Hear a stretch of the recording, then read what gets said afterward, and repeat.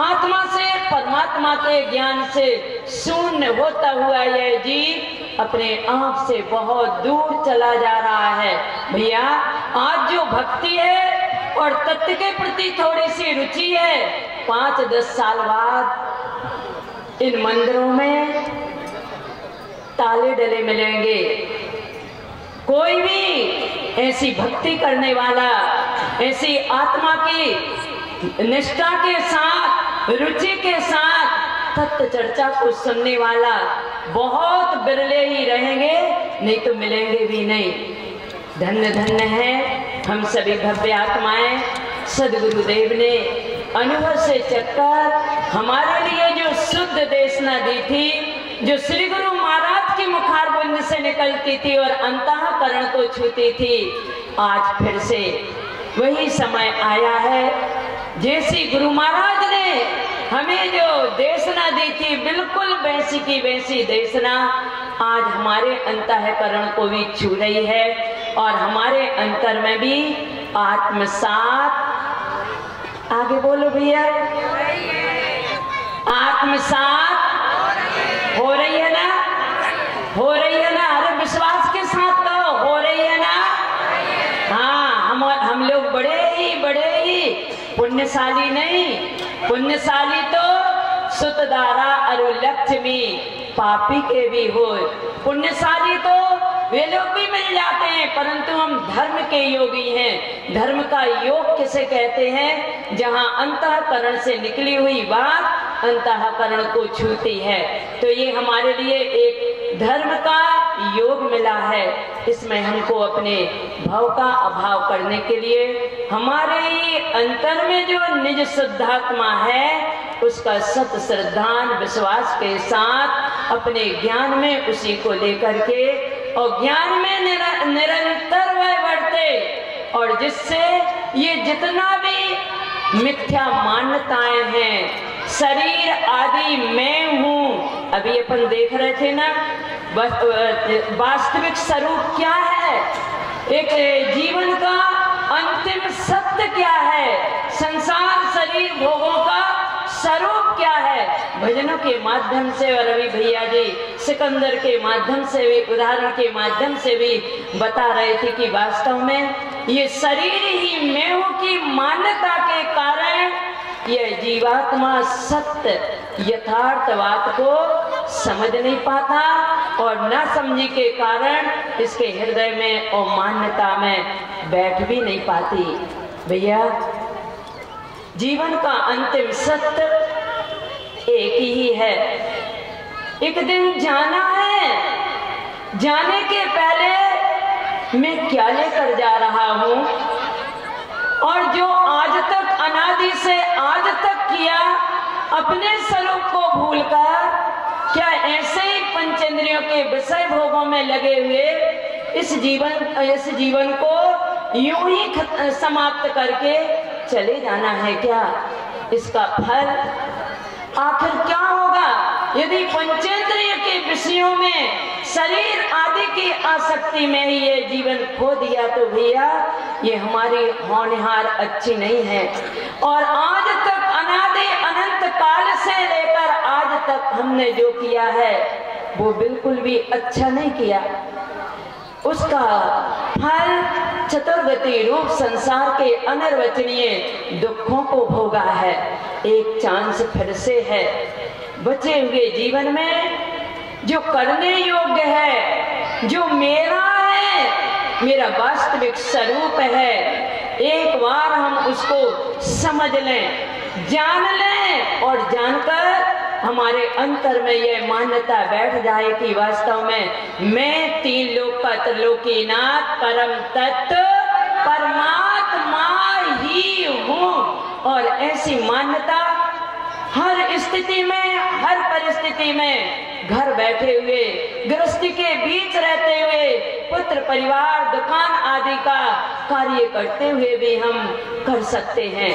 एक सेठ जी इतने धन दौलत में निमग्न थे, नगर सेठ थे, उनके पास धन की कोई कमी नहीं, एकमात्र पुत्र था। परंतु जो शैतानी जी थी तप्त जिज्ञासु थी। बात अपनी ये चल रही है, ये जीवात्मा हर स्थिति परिस्थिति में अपने आत्म कल्याणार्थ रूप कार्य कर सकता है, परंतु ये बाहर के धन दौलत के पुत्र परिवार के मोह में ये कुछ भी सूझता नहीं, इसके लिए ये बात बैठती नहीं। सेठानी जी तत्व जिज्ञासु थे, समझाते कि हे स्वामी, आत्म कल्याण के लिए इस धर्म के मार्ग पर चलना बहुत जरूरी है। हमारा सदा का साथी, हमारा जो ससमय शुद्धात्म तत्व है, इसके लिए थोड़ा सा इसके सत श्रद्धान के लिए, सत ज्ञान के लिए, ऐसा आचरण करने के लिए इस भगवान आत्मा का सत श्रद्धान करो। और ऐसा सत श्रद्धान सत्संग के माध्यम से सहजता से अपने अंतर में ये बात बैठती है। सेठ जी कहते अभी तो समय बहुत है। वास्तव में पराशक्ति परामुक्ता यही बात कहती है। मन की ये मनोवृत्तियां इस प्रकार से ही नाना प्रकार के तर्क देती हैं। अभी तो समय बहुत है, जबकि समय का कोई भरोसा है नहीं। और सेठानी जी समझाती रहती, फिरती दिन वो समझाती, और सेठ जी कहते अभी टाइम नहीं, अभी थोड़ा और ऐसे करते करते पुत्र बड़ा हुआ। अचानक पुत्र का पेट में दर्द होता है और पुत्र चल बसता है।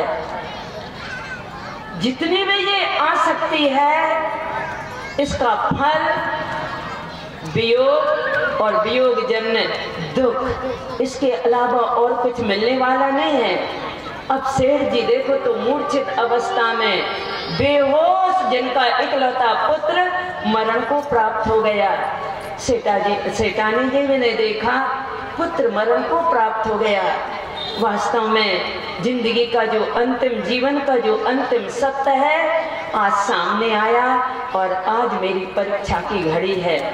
सेठानी के अंदर में अध्यात्म का, शुद्धात्म का उजेला था।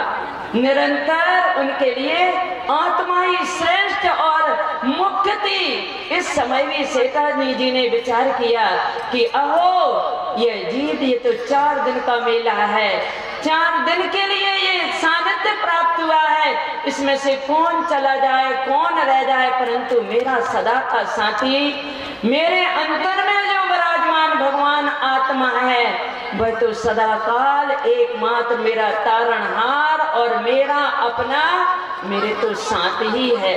सेठानी जी ने अपने अंतर में झांक कर, और जो अभी तक उनने तत्व का अभ्यास किया था, उसके बल पर उनके अंतर में, ज्ञान में दृढ़ता आती है।